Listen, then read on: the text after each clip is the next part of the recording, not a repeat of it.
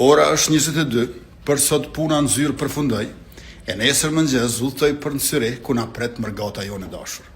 Me 9 dhjetor kemi vendosur që ta organizojmë këtë tubim me bashkëdhetar, po atë ditë kemi prerë biletet e aeroplanit, dikur për të udhëtuar në Zvicër është dashur planifikojmë 6 muaj më herët, me shpresë se ka termin të lirë edhe me më shumë shpresë që aprovohet viza. Pa numër vizita nuk janë realizuar, sa ditëlindja e nipit e mbesës nuk është festuar me gjysh në gjyshen, sa udhëtime universitare studentëve janë anuluar, e sa takimi ndër marrësve ka dështuar për shkak të terminit. Pra ajo kohë ka shkuar dhe shumë mirë që ka ikur. Sepse kur e kemi shtetin e fortë, e kemi edhe pasaportën e fuqishme. Prandaj udhtojmë në zonën Schengen si të barabartë e të lirë pas një kohe të gjatë izolimi e maltretimi.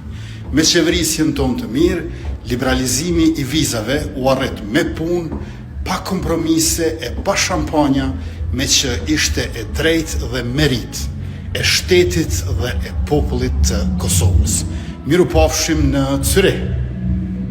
Kryeministri i Kosovës dhe njëherë është lideri i lëvizjes vetëvendosje Albin Kurti ka nisur zyrtarisht fushatën për zgjedhjet e jashtëzakonshme të 28 dhjetorit, fillimi i fushatës të shoqëruar me publikimin e disa videomesazheve në rrjetet sociale, ku Kurti ka theksuar përkushtimin e VV-s për vazhdimin e forcimit të shtetit ligjor, zhvillimin ekonomik dhe rritjen e mundësive për të rinjt.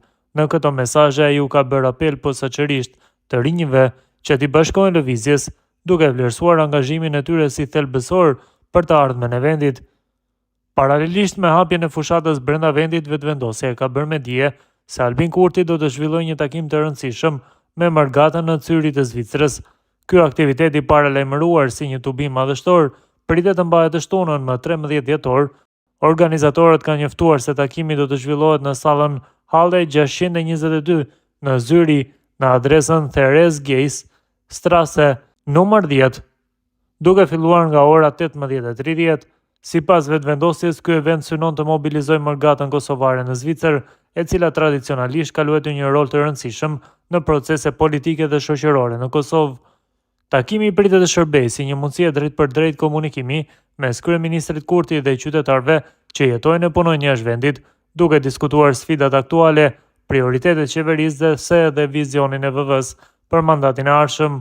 VV-ja ka ftuar të gjithë bashkëdhetarët në Zvicër të marrin pjesë në këtë takim, duke theksuar se pjesëmarrja e Margatës është një forcë e madhe për të ardhmen politike të Kosovës. Eventi pritet të ketë pjesëmarrje të gjerë dhe të shërbejë si një prej pikave kryesore të fushatës së Kurtit në diasporë.